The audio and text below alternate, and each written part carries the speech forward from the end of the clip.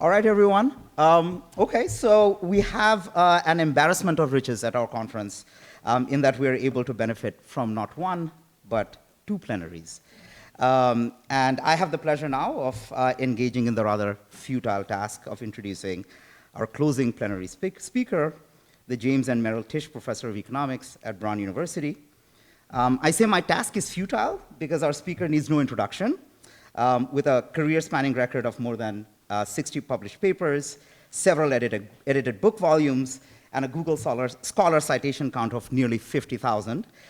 He is truly a prolific scholar who has made several seminal contributions to the field of economic growth. And these are not only at the intersection of health and growth.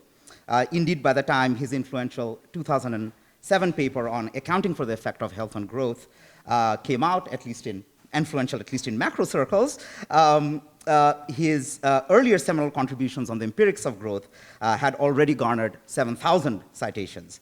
But he didn't stop there with growth empirics or health. His 2012 paper on the measurement of economic growth from outer space has gone on to be cited over 3,000 times, and he has since been making important contributions in works examining the dynamics of economic geography at a global scale. Aside from these cornerstone areas of his research, he has worked on issues related to physical capital accumulation, international technology transfer, and economic development in the very long run. He has also written on assorted topics in demographic and health economics, including the economic impacts of malaria and salt iodization, population aging, social security, the gender wage gap, retirement, and the relationship between demographics and housing prices. I could go on and on, enumerating an exhaustive list of titles and professional accomplishments, but in the interest of giving our speaker a chance to talk, let me jump to the end and highlight one that should be especially resonant with the CDE fellows. His growth textbook, which has been translated into 6 languages, has trained countless undergraduates, graduate students, and development practitioners across the world. And perhaps unbeknownst to him, it has earned him the illustrious title of intellectual grandfather among several generations of CDE fellows who were exposed to his thinking through me. So without further ado, please join me in giving our closing plenary speaker a warm welcome, David Weil.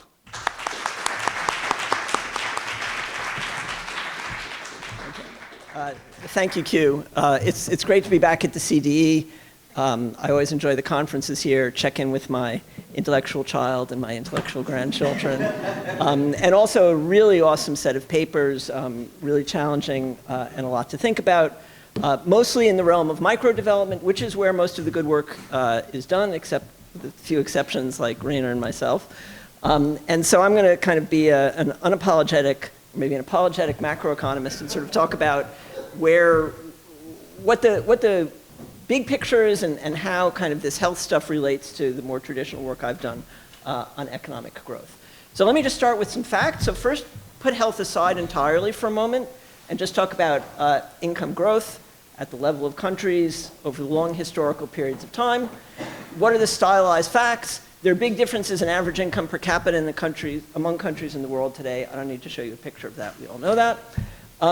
Prior to 1750 or so, cross-country income differences were very small by today's standards, and long-term income growth, or long-term growth in the standard of living, was basically absent. So, someone from the year 1 coming to England in the year 1700 would not be so shocked at the material standard of living they saw. In the richest countries, growth took off sometime around 1750, and for about the last 150 years, it has proceeded at a relatively, one might even say, eerily constant rate. So this is a picture of GDP per capita in the US on a ratio scale. And no, it doesn't exactly follow a straight line, but it comes pretty darn close to following a straight line. And the same is true in several other rich countries. Poor countries in the world are generally those that started growing later than rich countries. And some late starting poor countries have been able to grow much faster than this speed limit. This speed limit is about 2% per year. But we obviously know about poor countries like first Japan and then South Korea and now China and so on that have been able to grow much faster. And if you took a development economist, if they were willing to submit to this kind of probing of their brain and ask them, how do you think the world is going to work going forward, or sort of how is history unrolling? I think they would say something like, well, rich countries are going to keep doing this, which, by the way, is completely mystical. Why this should be constant at 2% is just something that we have zero theoretical explanation for, but it's really hard to bet against that trend. And poor countries, which are down here, are going to gradually catch up. They're not going to pass the rich countries. They're all going to kind of clump together at that faster growth. Robert Lucas has a wonderful paper from 2000 kind of outlining that story for the world. So those are facts about income. Here are some facts about health. They're going to look pretty familiar. There are big differences in health among countries in the world today. Prior to 1800 or so, health differences were relatively small by today's standards. And there was no long-term improvement of health anywhere in the world, roughly since the agricultural revolution, which, by the way, was a time when health got worse. So life expectancy didn't have a trend for a long, long time. In the healthiest countries, there's been relatively constant, that's supposed to say health growth for the last 150 years. Here's the happiest picture I'm going to show you today, if you don't know it. This is from this Oppen and Vopel paper, Broken Limits to Life Expectancy. This is kind of the upper envelope of life expectancy, which is approximately just life expectancy in the countries that are healthiest. Once you join this group, you tend to stay pretty near it. This is time, and this is life expectancy at years. And again, we get this incredible, eerie, and really, really weird thing of a kind of constant linear trend. Not only that, but it's 3 months per year, which is a super pleasing number. It's a quarter of a year per year. And the other thing is, for those of us who live in rich countries, especially the young people, this is just fantastic news, right? People have said over and over again that at some point life expectancy is going to stop growing. And these gains in life expectancy came at different ages. Obviously, first it was children, and then it was middle-aged people, and now it's old people.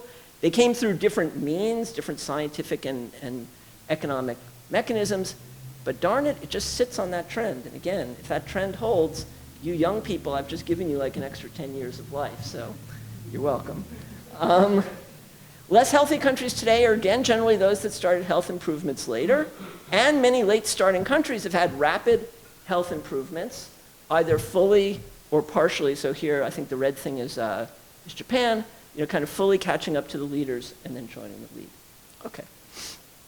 And here's just another picture of that sort of rapid thing. I put this together from Gapminder. This is the year in which a country first reports life expectancy of 35 or greater. It's censored at 1800. Some of these countries reached 35 before that. And this is the number of years it took, this is the number of years it took to get from life expectancy of 35 to life expectancy of 50. Okay? So for a lot of these early starting countries, like say Germany's in there, it took 100 years to get from life expectancy of 35 to life expectancy of 50. We see countries that reached life expectancy of 35 after World War II, it takes them like 25 years to get to life expectancy of 50. It's an enormous humanitarian accomplishment. It's a wonderful thing. Okay, so let's compare these things. It seems similar, but as I've kind of stressed already, the catch-up in health has been much faster and much more pervasive than was the case for income. So on my income side, we sort of talk about income convergence across countries. We debate whether it's happening and at what speed, and sometimes it seems like it's happening at speed 0. You would never say that for health convergence. There's been massive health convergence around the world. Here's one kind of way of doing this. We've sort of talked through this same factoid in other forms in this conference. So this is life expectancy in Sweden and in India. This note got really weird, but in Sweden rather, this starts in 1805, when life expectancy was like 35. In India, the data start in 1953, when life expectancy was like 36 or something. You can see in Sweden, there's this nice stately process where over the course of 2 centuries, life expectancy gets up to 80. And you can see in India, life expectancy rises more than twice as quickly. So again, there's this sort of rapid convergence. And then finally, here's another way of looking at this is, again, Gapminder data. So the blue line is the coefficient of variation of life expectancy looking across countries. So that peaks early in the 20th century, and it declines to by the end, it's lower than where it started. And the orange is the coefficient of variation of GDP per capita. And so that sort of is indeed converging, but it's doing it much more slowly, and it started much later. Okay, so what about the relationship between these things? That's where I kind of promised to go. We can look both between countries and within countries. So here's kind of a standard picture we're used to looking at, GDP per capita and life expectancy at birth. There, I guess Rainer showed us almost exactly this picture. There's obviously a very, very strong upward relationship, a very good statistical fit. Okay, now we're going to try it, Lisa. Here's the cool animation. If you don't know this, please go find it yourself. This is from Gapminder. So this is GDP per capita on a ratio scale on the horizontal axis, life expectancy on the vertical axis. Every country's a dot. There you see what the colors mean. The size is population, and we're running the tape forward. So that was World War I and the Spanish influenza. I guess it's all going too fast for me to narrate, but really, we'll just let it stop at the end. Okay, so this is the world today. What you were supposed to see in that narrative, and really put it on your screensaver, just sit and look at it while you're having your coffee in the morning. This is the history of the world. This is the history of development. Is we started off in a world where incomes were low, life expectancies were relatively equal to each other. We then go through a period in which kind of Europe and its offshoots, these first countries, they get rich, and then they get very healthy relative to the rest of the world. So in the first half of the 20th century, that health gap is roughly at its maximum. And then following World War II, the international epidemiological transition, poor countries start to catch up very rapidly in health. And we end up in a world, as I said before, where health differences are much smaller than they were.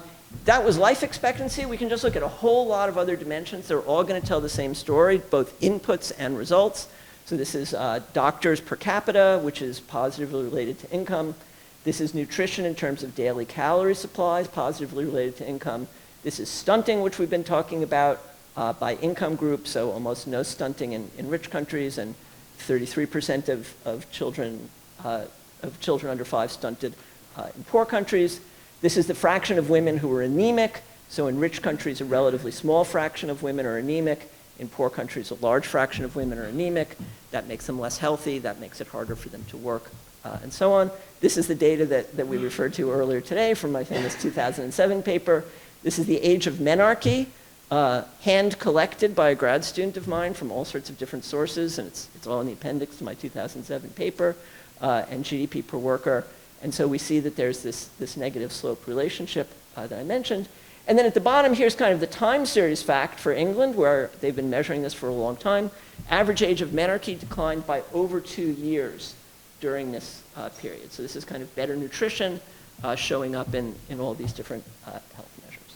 What about within countries? So we know that in the US, mortality hazard falls with both education and with income.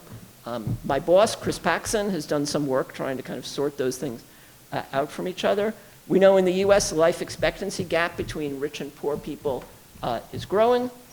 In developing countries, the correlation between health and income is even stronger. So for example, in developing countries, under 5 mortality in the bottom quintile is twice as high as under 5 mortality in the top quintile of the income distribution. And another way you can look at this with some identification issues, but just treat this as a correlation, is that the semi-elasticity of male wages with respect to height. So in the US, that's about 1 centimeter or less. In Mexico, Tom, I'm talking to you, this is 2.5. This is your work, right? 2.5% per centimeter. In Indonesia, it's 3.1% per centimeter. So this relationship between health and income is larger. Okay, so that's the setup, the preludes. And what do I want to talk about today? Well, I want to talk about what these things have to do to each other. So is there a causal channel running from health to income? So does making people healthier or making countries healthier make those people or countries richer? Is there a causal channel running in the other direction? So does making a country richer make its people healthier? And what else might be driving that observed correlation? And then I always run out of time, but if I don't run out of time, I want to talk about some of the sort of the welfare considerations in thinking about health and income together. All right, so there was supposed to be a picture there. Weird. So there was a picture here, and it was a picture of income per capita here and life expectancy there, and it was a scatter plot of points. And I was going to say that this is sort of the generic problem in economics. In undergraduate economics, We show you a couple of curves, supply and demand, and we say this is the model of the world, and then we ask you questions about how to manipulate that model. In grown-up economics, we start with data. We say there's a positive relationship between income per capita and health. What's under that? What is the correct model for explaining that? And here's sort of a super simple sketch, which I guess you guys covered in my textbook. If I want to think about how health and income are related, a starting point is to think about that as resulting from two structural relationships, which here I've called Y of H. That's the effect of health on income. So that's sort of red turned sideways. So if I improve health, how much does that raise income? And the other is the curve that I call H of Y. That's the effect of income on health. So if I raise income as a structural matter, how much does that raise health? So we know that the dots that you didn't see, but you believe were there, were generated by kind of the interaction of these two things in equilibrium. And the questions we want to ask are, okay, well, what are the slopes of these things? What are the variance of these things? What's the data generating process that's generating the data that we see in the world? And in particular, sort of in a stylized sense, you can think of kind of two very broad views for explaining that same data. So here, imagine we just have two countries in the world, A and B. And the key here is that these dots for A and B are the same places. They're in the same places on the left side and the right side. But we could have different views of the underlying structural relationships that have put those A and B dots here. And I've called these the health view and the income view. So the health view says that countries differ in their intrinsic health environment. So holding income per capita constant, country A is just a healthy place. And again, I grew up intellectually reading a lot of Jeff Sachs stuff about how unhealthy the tropics were. And so, he's very much not the institutional believer. Says, even if Sweden were in Panama, where Panama is, they would have high disease, even with all their social capital, even with all their good institutions and so on. So countries differ in their health environment. Differences in income are a result of that. They follow along from it. And for that to happen, there has to be a big effect of health on income. So that's the health view. And then the income view is the opposite. So countries differ in their income for some reason other than health. Holding health constant, A is just a good place for producing output, and B is not such a good place for producing output. Health differences result from income differences, and then for this to happen, there must be a big effect of income on health. So those are sort of the underlying models. This is the same thing in math. We're just, and linear. So there are these kind of two key coefficients, alpha 1, which tells us how income affects health, and beta 1 that tells us how health affects income. And the observed relationship, so that cloud of dots that I told you about, is going to be a result of these two structural coefficients, alpha 1 and beta 1, as well as the variances of these two error terms, mu and epsilon, and the covariance between them. So if I tell you all those things, I tell you where the dots are. Alternatively, if I show you the dots, then there's going to be some combination of alpha 1, beta 1, and these variances and covariances that is going to produce those. So that's the identification problem, which should always be in bold. This is the fascination of economists over the last several decades, maybe forever after. But there are many different combinations of these structural parameters that would produce the same observed data, and we want to think about them. Okay? I mentioned Jeff Sachs. So Jeff is sort of the great proponent of this health view. He says the linkages between health and poverty reduction, of health to poverty reduction and long-term economic growth are powerful, much stronger than is generally understood. The burden of disease in some low-income regions, especially sub-Saharan Africa, stands as a stark barrier to economic growth and therefore must be addressed frontally and centrally in any comprehensive development strategy. So it's a statement of that view that I showed you in the picture. It's also something that NGOs and the Gates Foundation and places like that were very, very interested in intellectually because, of course, it tells a very happy story. It says, like, look, we want to go save people's lives. I mean, we're not all heartless economists. We want to do that. And this says I can go to the finance minister, which several of you will be one of these days, and say, Sir or Madam Finance Minister, I know that kind of people are bugging you to build a road or build a port or something like that, and you have limited funds. But I'm here to tell you, if you invest in childhood health, if you invest in vaccines and clean water and so on, that's not only going to save a whole lot of lives, which is a great thing, but that's going to produce economic benefits, maybe even bigger than the roads and the ports and stuff like that. So, I think Jeff was completely on the side of the angels in this. And a lot of what we're thinking is, but does that actually match the data? I won't read you this long quote from Acemoglu and Johnson, although I'll show you some of their data later. Their paper and this quotation is kind of like just a punch in the nose to Jeff and says, like, we don't think that effect really exists. So that's the simple model. There are a lot of complications, and I just want to mention them, even if I can't do much about them today. But there's these big complications involving timing, and there are 3 of them. So the first, and this has been implicit in a lot of what we've seen today already, is that adult health is very sensitive to conditions in infancy and in utero. And that means that when we have health improvements, even if that's going to produce a productivity improvement, it's not going to do so until all those kids become productive adults. So, the finance minister may push back at you a little bit and say, like, well, look, I'm actually not going to be in power in 20 years. And so, the economic growth you're promising me is not going to arrive in time. We also know that in developing country context, many times the initial effect of economic growth is to worsen health or to worsen some dimensions of health rather than improving them. People move to cities. Cities are pits of disease and contagion. There's pollution. They start having tobacco and unhealthy food.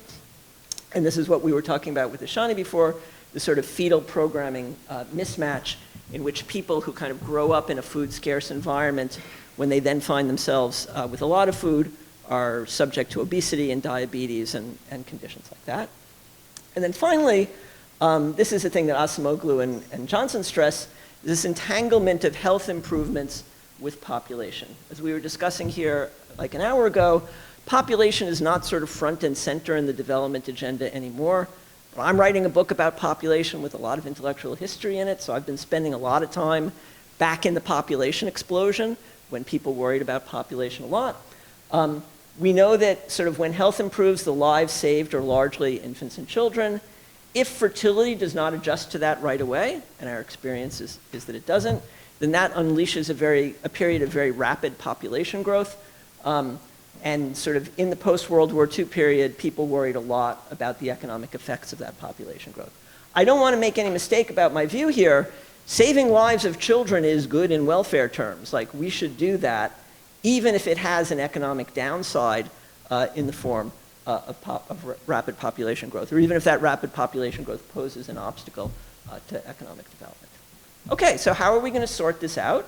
Well, I think the key to sorting out these different views is to kind of think structurally about these y and h functions, or alternatively to kind of learn the values of that alpha 1 and beta 1. And so let's kind of take them one at a time. So this function h of y is the structural effect of income on health. Could that be driving what we see? Well, here I've kind of got my 2 big authorities, Robert Vogel, who won the Nobel Prize, who for the last 20 years of his career, his work focused on the historical evolution of health and its relation to income and labor productivity, and Angus Deaton, who won the Nobel Prize and is still punching away quite well, also kind of studies the relationship between health and economic growth. Vogel, as I'll show you in a second, sort of thinks that the effect is big. Deaton, as I'll show you, thinks that the effect is pretty small. So here's Vogel. Vogel, in turn, was channeling McKeon, who I guess was a doctor? Okay. And sort of, sorry? Epidemiologist. Okay. So McKeon was sort of famous for noting this huge decline, 80% in the death rate for tuberculosis in the period from 1848 to the 1940s. It was only in the 1940s that streptomycin, the antibiotic that treated tuberculosis, became available. And so this is, says McKeon was due to better nutrition. So, we know that kind of if you're sick, antibiotics will help. If you come from a developing country, if you study developing countries, or if you study history, another thing you know is that a good way to survive an infectious disease is to have some meat on your bones, to be physically robust. And so then if you kind of, lose a whole lot of body weight, you don't actually die. And And then Fogel similarly sort of argues that much of the decline in mortality that took place in rich countries over the last 200 years took place, was due to better nutrition rather than public health or medicine. And here's Fogel's great picture, which he took from someone else, Waller. So these are Waller surfaces. Waller looked at mortality of Norwegian men in the post-World War II period as a function of their weight in kilograms, their height in meters, and these kind of oval things coming down are isomortality curves. So that is combinations of weight and height that lead to a constant level of mortality. So you should think of that as kind of a bowl-shaped contour coming up towards you. There, up at the top, at like 1.95 meters and something like 80 kilograms, so way, way bigger than me, is sort of the lowest mortality point. And as you go either to less weight than that, or more weight than that, or less height than that, you have higher mortality. And you can see the relative mortalities here marked there. And then on that, Fogel plotted the height and weight of French and British military recruits. So I think these little crosses are the French, and the little X's are the British, over this period of 2 or 3 centuries. And so what he says is, look, if you just look at the changes of body size that took place over that period, in the context of this Norwegian data, that would have driven a very large reduction in mortality all by itself. So that's sort of Fogel's clinching argument. What about Deaton? So Deaton sort of takes the other side of this argument. One of his observations is the shift up in the Preston curve. So Pascaline showed you that already, and my picture is not nearly as nice. But the Preston curve relates GDP per capita to life expectancy. And so exactly as she said, for any level of income, the expected life expectancy was much higher in 2015 and relative to 1960. And Sam Preston, when he first did this, sort of did decompositions to ask 4 countries how much of the gain in life expectancy over time is due to shifts up in that curve, and how much is due to movements along the curve as income rises. And the answer is that most of the gains that he sees, which were in the 20th century, were due to shifts up in the Preston curve. So that's part of Deaton's argument. And then further, Deaton kind of looks at actual episodes of mortality reduction and sort of says, look, when I look at the extreme points, places where mortality fell a whole lot, and I look for economic growth as a driver of that, it's not there. So you look at the Chinese barefoot doctors. This is while Mao was still alive, so before China started to grow economically, when China was kind of an economic basket case. Nonetheless, with kind of low tech and low training and these barefoot doctors coming into villages doing very, very basic health stuff, there were incredible reductions in infant mortality. Similarly, Caldwell kind of pulls together a lot of evidence on these, what he calls mortality breakthroughs. So an example of a mortality breakthrough is Sri Lanka from 1946 to 53. Life expectancy rose by 12 years, so well over 1 year per year of rise in life expectancy. Remember, in the rich countries, it's 3 months per year. And Caldwell says, again, the key was not extra resources. It wasn't finding oil or something like that. It was just social and political will, a lot of the things that Pascaline talked about in her talk yesterday. So, says Deaton, if it's not higher income that drives health, what is it? And there's this lovely paper by Cutler, Deaton, and Yarosmuni, talks about the application of knowledge to the problem of health. And in that history, nothing is more important than the germ theory of disease, which was validated in the 1880s. Germ theory of disease allows governments to do things for their populaces. And, well, no one's hungry now, right? The really big thing is keeping the poop out of your water supply. Like that, there's no better public health intervention than that. But germ theory of disease also allowed for private action. And one of the things that's interesting about that is that then varies within countries. And so kind of there are these interesting facts about the protective role of human capital, if you will. So in the US, at the end of the 19th century, children of doctors and teachers, so these are people with a lot of human capital, they should know how to keep their children alive. They didn't have particularly lower, not much lower than average mortality. But by 1925, with kind of the spread of new information, still no antibiotics, mind you, but new information, these high human capital people had child mortality was 1/3 lower than average. Similarly, when the Surgeon General's report comes out and says that smoking is bad, how anyone could have not realized that smoking was bad for you before 1964 is a little beyond me. But anyway, when it comes out, smoking rates drop a lot for college grads relative to high school dropouts. Okay? And then finally, sort of getting back to this timing thing, I'm spending a lot of time looking at history because that's an interest of mine. But I think most of the papers we saw earlier about developing countries, it is important to know that the process of health improvement in developing countries today does not match the history of the rich countries. Like that's, my textbook and a lot of my life and research is spent sort of comparing the historical stuff and the kind of development stuff. But there are places where they just don't match, and this is one of them. So in the rich countries, what drove life expectancy improvement? So it was kind of three things in order. So first, improvements in nutrition and the standard of living, eating more calories and protein, not living with your animals, stuff like that. Late in the 19th century, you then get the germ theory and you get public health and private health behavior. And really only in the 20th century, the medical interventions like vaccinations and antibiotics become part of the story. There are some exceptions. So there's smallpox vaccination that goes back all the way to the 18th century. But really, doctors were not doing a lot of great stuff for us till the 20th century. In the developing world, in the post-World War II period, these things kind of happened in some very scrambled order, to some extent, almost the reverse order. So, in developing countries today, we see people who are malnourished and who are, drinking polluted water. And so they're getting infectious diseases, which in the context of the US in the 19th century, like that would have been the end of you.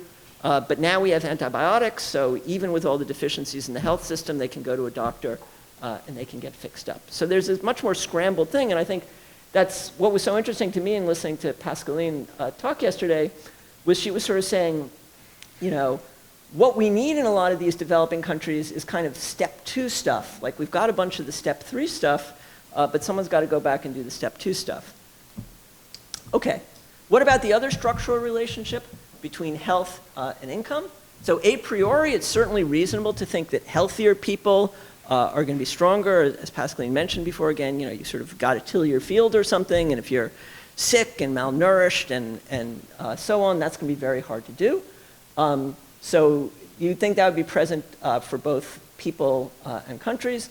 We know from the Waller surfaces data that I showed you and lots of other data that in rich countries there's been an increase in height by 10 centimeters over the last couple of centuries. And also people are bigger and musclier so they can do more work. And related to those things is the Flynn effect. I don't know if you know the Flynn effect. It's one of my favorite effects. So the Flynn effect is about the trend rise in measured intelligence. And so what Flynn discovered, sorry, let me take a step back. IQ scores, or IQ tests are done all the time.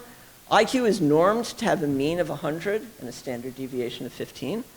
What Flynn realized was that over time, IQ tests kept having to be renormed, because if you didn't renorm them, the mean would keep rising by about 2 or 3 points per decade. And not only that, but that doesn't seem to just do with education, because it shows up at very young ages. So, we talked earlier about these measures of fluid intelligence, or tests that you can do. So fluid intelligence is not supposed to be affected by schooling, and it also shows up at these tests that are done at very, very young ages before anyone's had any schooling.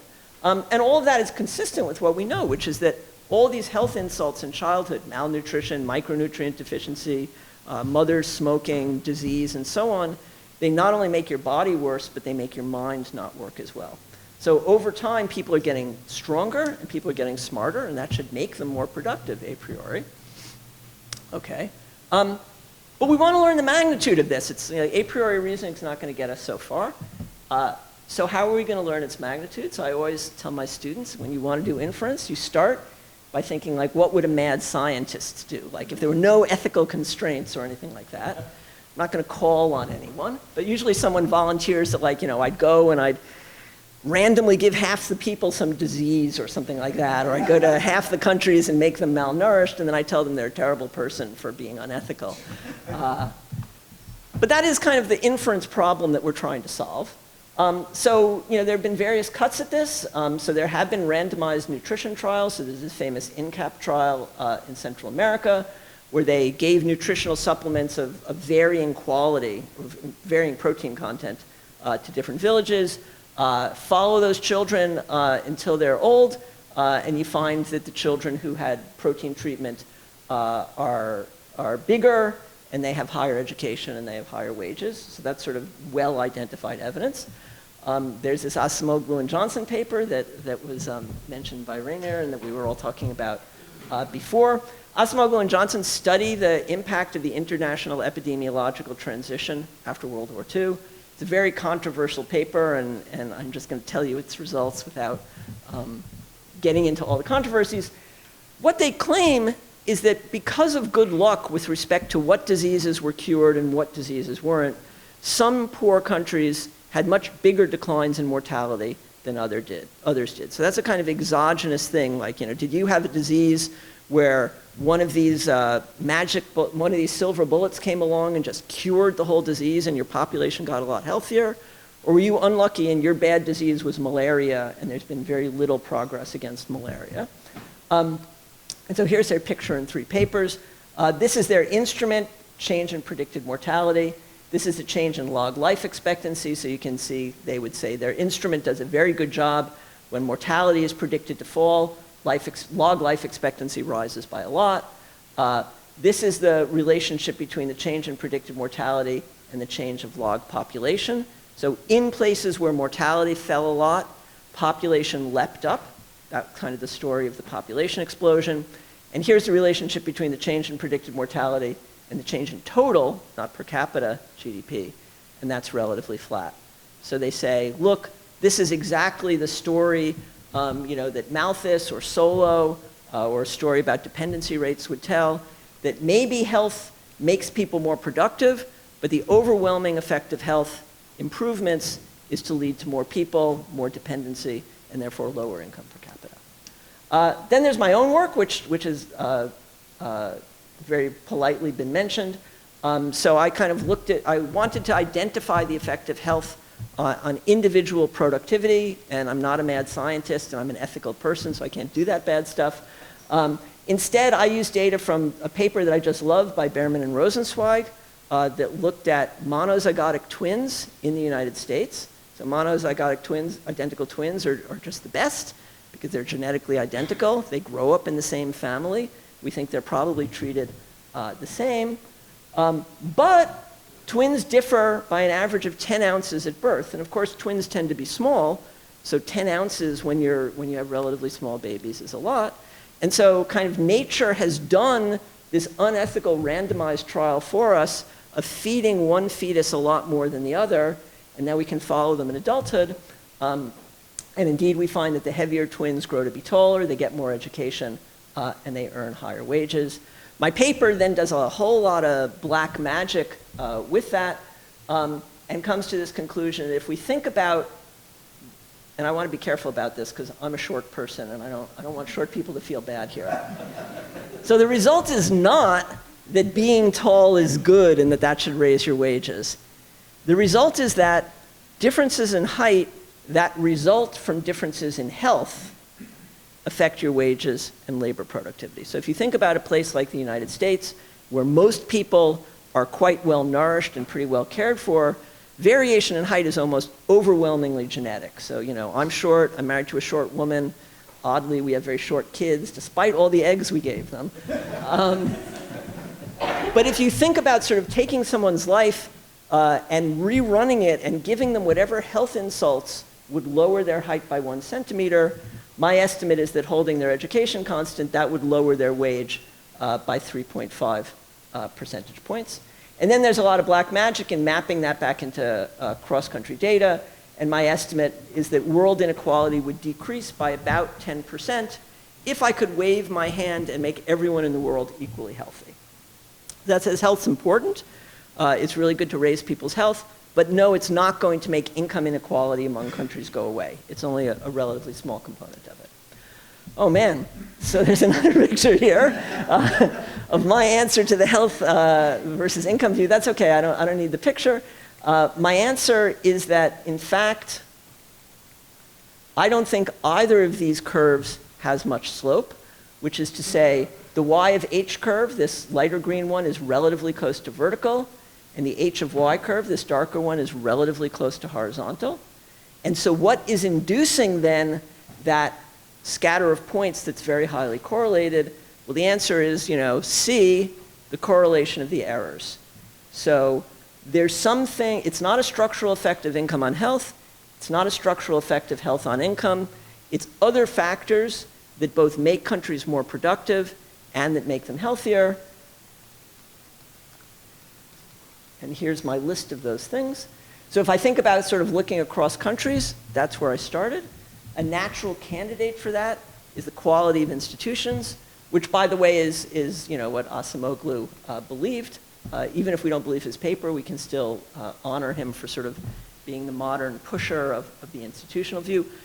On the growth side, good institutions, we have lots and lots of reasons to think those contribute to economic growth. There's security of property rights, people have good incentives, you can have arm's length transactions, you don't have corruption, you have public goods and so on. Lots of reasons to think that that improves income.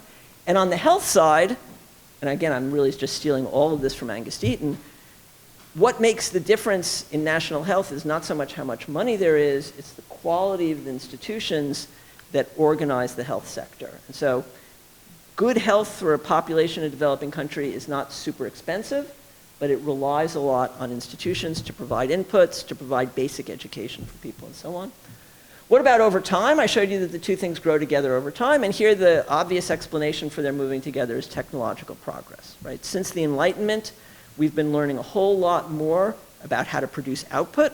And so again, with my long-term growth hat on, even if I didn't care about health at all, I would spend a lot of time thinking about technological progress because it goes into the production function and it allows for more output. And similarly, this growth of knowledge, going back to the Enlightenment, has progressively shown us more and more what you have to do to keep people alive. And so it's driven this kind of simultaneous shift in both of these functions. And finally, if I think about the correlation within countries, a large part of that has to do with human capital. So we know human capital raises your returns in the labor market, but human capital also gives you the tools to know the things to do, to wash your hands, to boil your water, to not smoke cigarettes, and so on, that keep you healthier. And so that explains a lot of the within-country correlation. So, am I done? 5 minutes, thank you, Q. I'm glad I signed your thesis.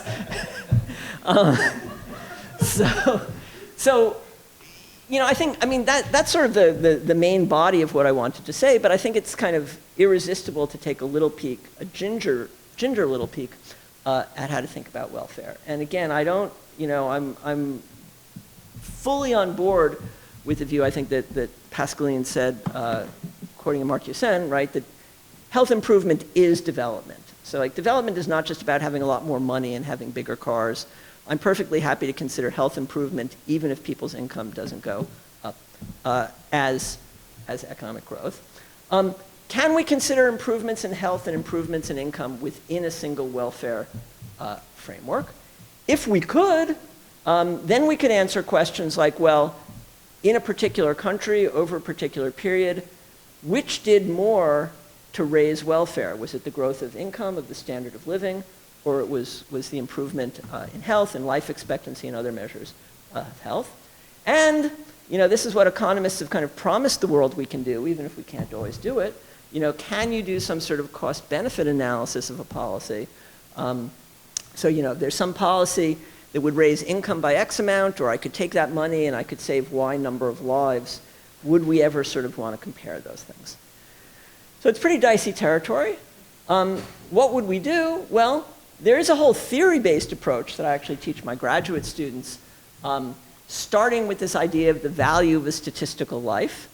So the value of statistical life is not like an ethical or objective thing. It's more looking at the value people put on their own lives. So we all face choices regarding money and risk trade-off. So you're going on an airplane, and they say, okay, you can sit on the airplane, but we could bump you to this other flight, and we'll give you a $500 refund on your ticket, but by the way, the plane is slightly more dangerous. And so, you'd sort of say, well, like, how much more dangerous? And at least I would say how much more dangerous. And then you would make a decision. So people do that. People choose jobs that are, more or less dangerous. People buy cars that are more or less dangerous, and so on. This great paper by Jones and Klenow kind of follows that. But that's all very technical and complicated. I want to show you, in part just to kind of show you that this has been hiding under your nose, that this is also present in the Human Development Index. So we all know the Human Development Index, which was created exactly to get around this sort of focus on GDP per capita. Right? So the idea of the HDI is that we're going to look at a broader measure of welfare, because economists, with their focus on GDP, are just horrible people. But it turns out that we can be horrible even with that. So this is, if you don't know it, the way the Human Development Index is constructed is it's a combination of 3-dimensional indices, one with respect to income, one with respect to education, and one with respect to life expectancy. I'm not going to talk about education here. But each dimensional index, and so these are multiplied and raised to the power of 1/3. Each dimensional index is in turn the ratio for country I of the value of that thing, that is income or life expectancy, minus some minimum value, divided by the maximum value in the sample minus the minimum value in the sample. Where for income it's done in logs. So here's kind of the minimum and maximum of income in the sample. Here's the minimum and maximum of life expectancy in the sample. As I note here, like where exactly you get these bottom numbers is a little beyond me. Anyway, it should be clear to you that implicit in this is a trade-off between income per capita and life expectancy. So I or you or the finance minister or whoever can say, how do I trade off years of life expectancy for dollars of income per capita in such a way that the HDI is constant? And here's the math of it. Just trust me that it's done right. And here's sort of some calculations that I did for Ghana, the US. The US has, and Eritrea. So I think Ghana is just chosen as just an interesting country. The US and Eritrea are the highest and lowest in terms of the life years that are equivalent to a 1% rise in gross national income. So this says, for example, for the US, a 2% rise in gross national income is worth a little bit less than 0.25 years of life expectancy gain, which, as I told you before, is kind of this trend level. Whereas for Eritrea, a much poorer country, a 1% rise in gross national income is worth 0.25 years of annual life expectancy gain. So I don't endorse this. In some ways, I just put it up to be mischievous because I wanted to show you that it's kind of been hiding under your noses when you did the Human Development Index. In principle, you could kind of apply this, as I said, to evaluate interventions in terms of their contribution to income versus lives saved. Perfect. So, the finance minister comes and says, I want to maybe build a road, and my World Bank economists tell me that's going to raise GDP by such and such amount. But then I've got these other people who want me to do a vaccination campaign, and that's going to save so many lives. In principle, you could use that machinery to do that. I am frank in saying, I love doing the math and I love showing you cool stuff. I'm not sure I actually believe that this would ever be a good thing to do. It kind of makes me antsy. But in fact, I think that I'm not sure it's not a good thing to do. And I think that a lot of what we've talked about at this conference would actually pass that test.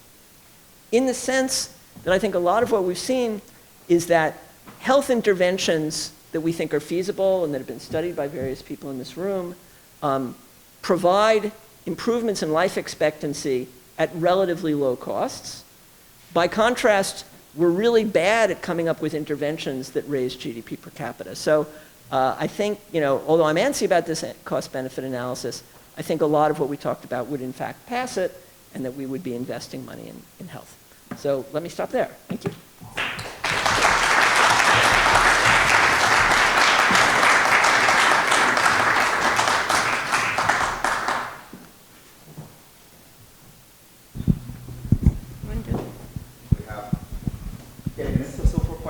Grandchildren get first dibs. The grandchildren are warming up. Um, Pascal, take it.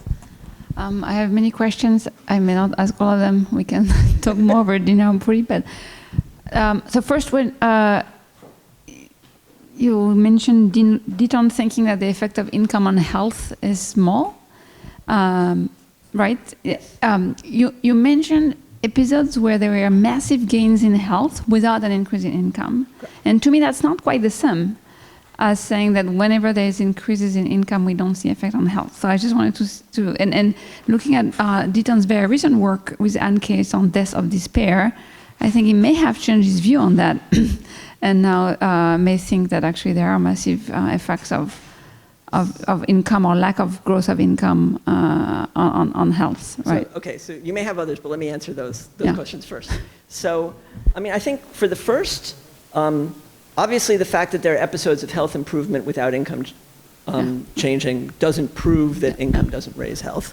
But in the sense of sort of explaining variance, if I can kind of look at the various data points and I can say, look, all of these look like big rises in health that have nothing to do with income, that's sort of leaving you less health improvement to potentially being explained by income. Fair enough. Yeah. Secondly, on the death of despair, I mean, my reading of that literature, his various books and so on, is that the problem with the depth of the despair is not income per se. So it's not that people are literally malnourished or people are unable to get medical care or something like that. It's all the social isolation. It's the depression that comes from sort of feeling that you have no role in society and that you're not listened to, and the disillusion of communities and so on. Some of the facts that are related to that are like the deaths of despair don't happen to blacks in America the way they happen to whites, even though the regions that he's focusing on, the whites' income goes down, but it doesn't go down to the level of blacks. And so I sort of interpret it as, yes, there is an economic cause, but it's refracted through these kind of social pathologies that the American system encourages that's really driving the despair there. Okay, so there are no other hands. Behind you. Oh, That's okay. the popular corner. But he's not a CDE fellow either. So can I ask my second question? Sorry. You kind of lost me when you said, and he said, well, I don't think that there's any effect either way, and that both of this, there is no slope, and you mentioned that there is no effect of health on income. This took me by surprise. And then you mentioned this, the three things. You said there's institutions, there's the human capital, and then the middle one was technological. And all these things are, in my opinion, eminently endogenous. And so, don't we have kind of health or the geographic endowment back at the root of some of these things? Like when you say human capital, well, you just told us that one of the drivers of human capital accumulation is the health endowment that you get in utero and at birth, and then technological progress. We all know, from the COVID experience was very striking. Like when we have to isolate because if we're going to contaminate each other, then we stop sharing any information, we stop diffusing, we stop coming up with new ideas. That's like the Fogley and Velkamp argument also. And then the institutional institutions. I mean, as you know all too well, the root, cause of differences in institutional quality in the very AJR paper that I hate so much is differences in the health environment that determine the long-term path for the institution. So, it's still at the end differences in the disease burden that are the roots of these differences in institutional quality. So, what does it mean really to say that it doesn't matter when it is potentially at the root of all of these other mediators? I feel like you're kind of like laying out all the problems in my life, right? I have great respect for applied micro people. I've written some applied micro papers with super tight identification. I'm married to an applied microeconomist,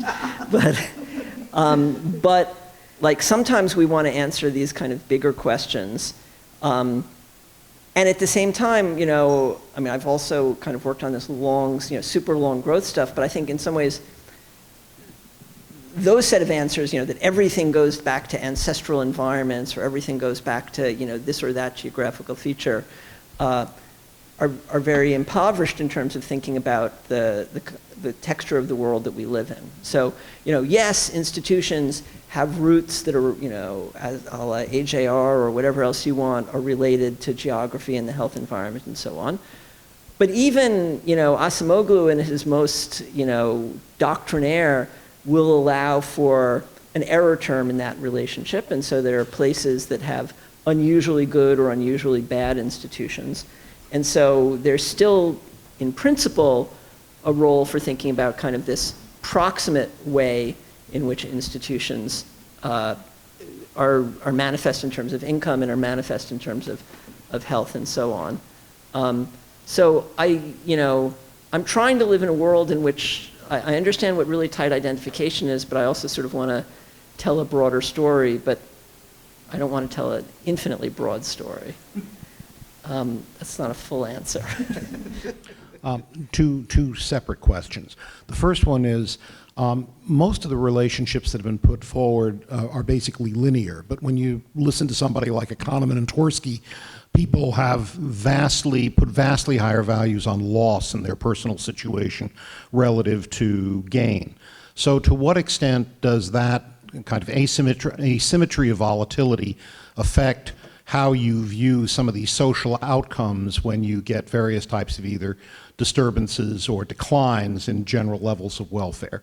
The second question is, back on your Preston curve, you've had tremendous transfers of technology in various ways: foreign aid, medical personnel, people going to school in other countries, journals, things going off patent. To what extent is that in any way quantifiable in terms of explaining those Preston curve shifts that you had on one of your slides? So to the second one of those, I think you're exactly right. That there are these massive technological transfers. It's both transfer of existing technology and somewhat serendipitously, there's, the antibiotic revolution comes along during and really immediately after World War II, and it's just incredible years of new therapeutics.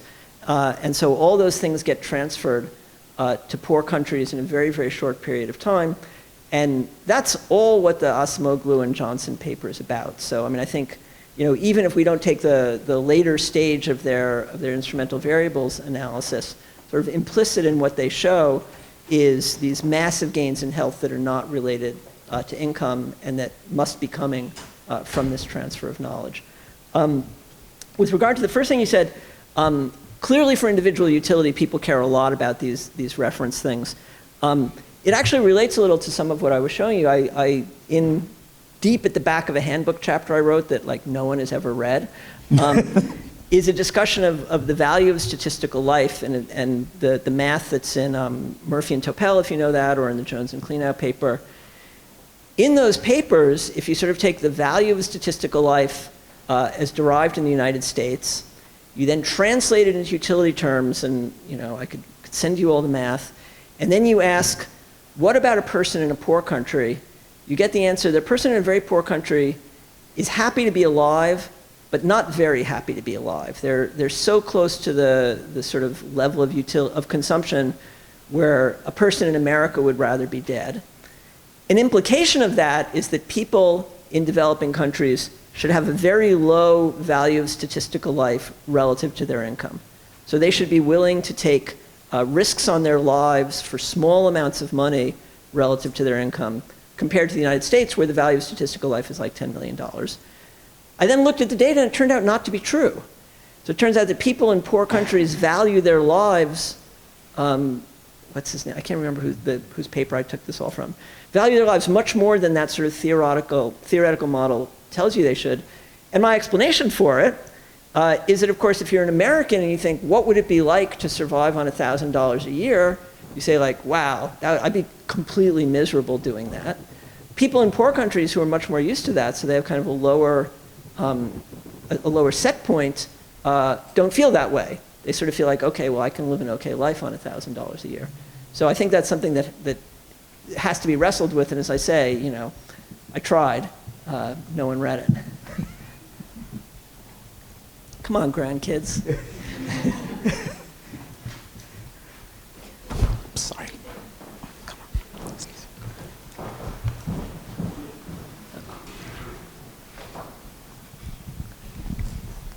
Thank you very much for the presentation. So it's hard to ask your intellectual grandfather a question. But yeah, I just want to get something clearly. I think I could have missed it. The first one was about how the impact of income on the health outcomes was kind of negligible. That's what I got. Mm-hmm. Yeah, then I wanted to find out how the distribution or effects of income was taken into account in that sense.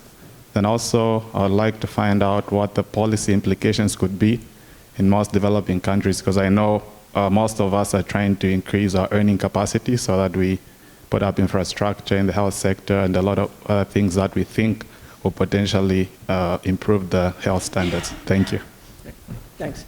Yeah, so I think in response to that and also what Pascaline was saying, I mean, I should be clear. It's not that I'm saying that income has no effect on health. It's more that relative to sort of the magnitude of the health differences we see in the data and relative to that super strong correlation between income and health that we see in the data, not much of that is coming from this structural effect of income on health. That's not to say that none of it does. The question you raise about income distribution, I think, is an important one. And there's a paper, and I do not remember who it's by, that sort of makes this point, which is a pretty sensible point, that in addition to the average level of income, the inequality of income in a country is also directly related to health. So in rich or poor countries where there's a lot of income variability, there tends to be less public support for health. The elites basically kind of opt out of the national health system, and then it's underfunded, and so then the poor do very poorly. So besides the level of income per capita, the inequality in income per capita also matters. And I think the last thing you were asking is, so, as a policymaker in a developing country, what's the lesson from this? And, again, I'm just taking a lot of this from Angus Deaton, particularly Angus Deaton's book, The Great Escape, which is a lot about this, which is, yes, more money in the health sector is a good way to raise health. But what Deaton says is that even without more money, sort of good institutions and good practices in the health sector are able to raise health quite a lot. And I guess there were some examples that were given in some of the earlier papers about childhood mortality. I think it was in Nigeria versus in Bangladesh or something, where sort of Bangladesh managed on a relatively small budget to produce very large improvements in health. So yes, best thing is to get a lot of money from heaven, or sort of have a lot of money flow into your health sector, but there's a lot that can be done that's not a function of the money. Any more We have a grandchild up here. I was actually waiting to be the last person.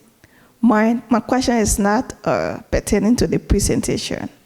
My question is, what drive you in your research? Fear. Thank you for the question. I mean, I think for those of us who have the opportunity to sort of be in an academic setting, it's very exciting to find things that you don't know and sort of see people you admire kind of answering questions and saying like, wow, I'd really like to try that.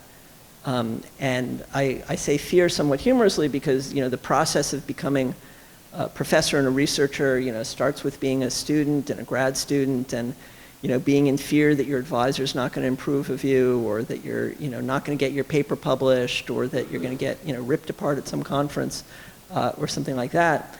And that's all kind of unfortunate because it distracts from the really great parts of being a scholar, which is kind of when you can talk to your co-authors or talk to your friends and say like, look at this thing I found, like this is so interesting, this is so wild. And I should say, by the way, I feel a little funny being at this conference and saying what I just said to you, because I think a lot of the people, pointing to this side of the room, no, I'm serious, a lot of the micro development scholars are people who came into economics because they thought, I see some bad stuff in the world and like I want to figure out how to fix that.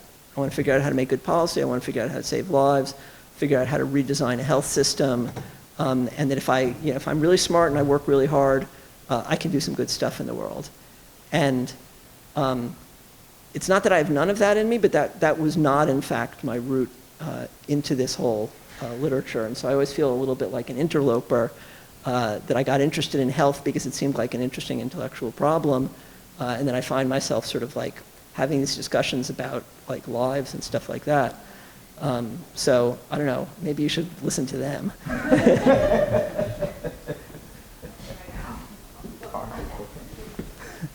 We'll take. Okay. Okay, sure.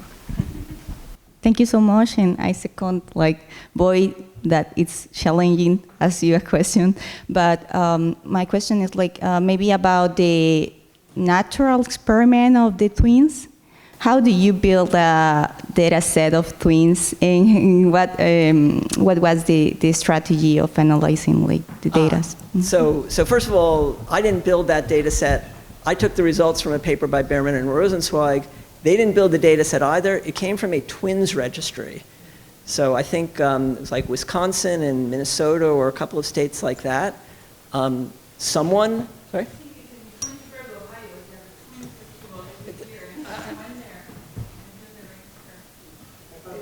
That's the Ashenfeld.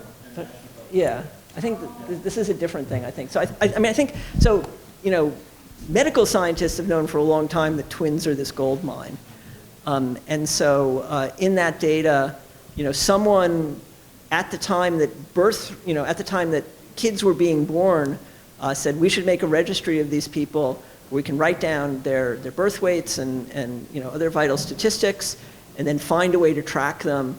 And I assume that these twins in this registry have been used for all sorts of studies of genetic transmissibility of this, that, and the other thing. And they just, Behrman and Rosenzweig just kind of grabbed this standard data set. They didn't collect it. Unlike the paper that was mentioned here that was done in Twinsburg. There was a twin festival where they all get together. And then Sandy Black has a paper that does something similar in Norway. Scandinavian countries are great because they just collect this awesome administrative data where they follow everyone through life, and so you can sort of see who's a twin. You can match it to their military records, their school records, their tax records. It's a little Big Brother-ish, but it's great from a data point of view. So we'll take one last question. Thank you so much.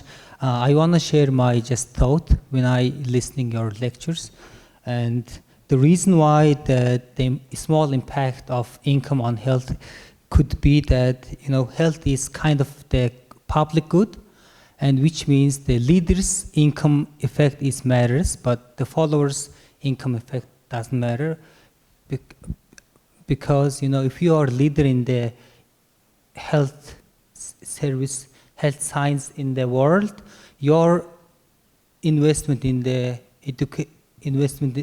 your income on health is matter for all the world's education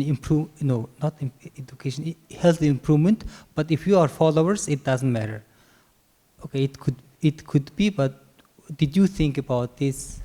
No, I think that's right. So in some ways, when I kind of said, and this is getting back to the criticism Pascaline was making before, so I kind of said, look, for countries that started health improvements after World War II, it wasn't about their income, it was about a transfer of knowledge. But it was a transfer of knowledge from the rich countries, and that knowledge could be produced exactly because there was an industrial revolution, and there was human capital growth, and there was creation of universities and labs and so on, that produced this knowledge. And then knowledge is this great thing because you can just export it, without losing any of your own. So it's really, it's not right to say that income didn't matter for the health improvement of developing countries. Exactly as you say, it was the income of the early developing countries that produced this knowledge that could then be transferred at very, very low cost to poor countries. And that, again, this is sort of I mean, I don't know if I'll ever kind of solve all of these things, but like, I think it's really important, this kind of picture of the world we live in, right? A world in which there was technological stagnation and income stagnation and health stagnation. And then sometime around the late 18th century, everything starts growing, not in an even fashion. And that both makes the leading countries rich and then allows for these transfers to the poor countries. And really all of this is an Angus. Did they read Deaton's book, The Great Escape? They didn't read Deaton's book, okay. But I gave them a little preview. Okay, so read The Great Escape by Angus Deaton, and it's all there. All right. On the note of The Great Escape, let's not to end the productive discussion, of course, but there are such things as time constraints, and so let's give our closing plenary, our intellectual grandfather, a big hand.